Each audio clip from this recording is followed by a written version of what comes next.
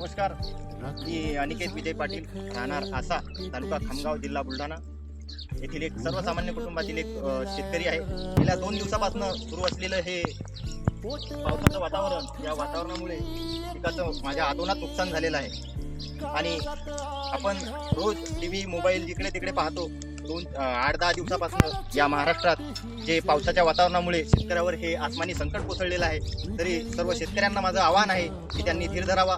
हा दिवस आजचा आहे मित्रांनो, जास्त दिवस नाही चालणार. पावसाळा हा 4 महिन्याचा, उन्हाळा 4 महिन्याचा, तसा हिवाळा 4 महिन्याचा.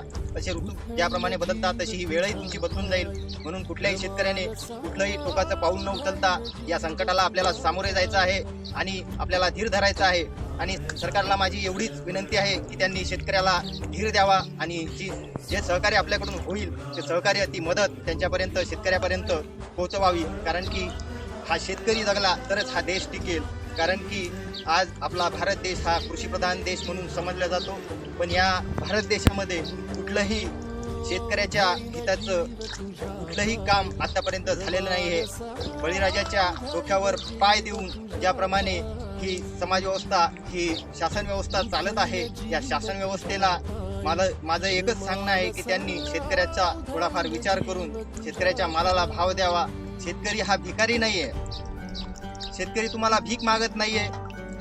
शेतकऱ्याला फक्त त्याच्या हक्काचं, त्याच्या मेहनतीचं पिकवलेलं जे त्याचं पीक आहे, जे अन्नधान्य आहे, त्या अन्नधान्याला फक्त भाव मिळावा एवढीच त्याची सदिच्छा आहे. बाकी तो दुसरं तुम्हाला कर्जमाफी मागणार नाही.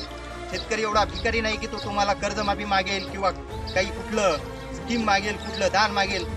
ज्या दिवशी या भारत देशामध्ये शेतकऱ्याच्या मालाला त्याच्या उत्पन्नाच्या प्रमाणे, त्याच्या महतीप्रमाणे जर भाव मिळाला तर शेतकरी हा हवालदिल होणार नाही आणि कुठल्याही संकटाला घाबरणार नाही. आणि हा देश चालवण्याची धमक एका शेतकऱ्यामध्ये आहे.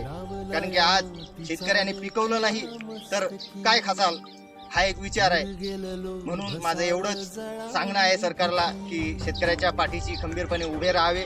आणि शेतकऱ्यांनाही माझं एवढं सांगणं आहे की बाबांनो, धीर धरावा. संकट येतील जातील, कुठलंही टोकाचं पाऊल न उचलता आपल्याला या आत्मानी संकटाला सामोरे जायचं आहे.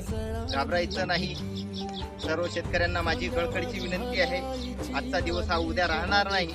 कुठलंही टोकाचं पाऊल न उचलता, आत्महत्या न करता आपल्याला या संकटाचं निराकरण करायचं आहे.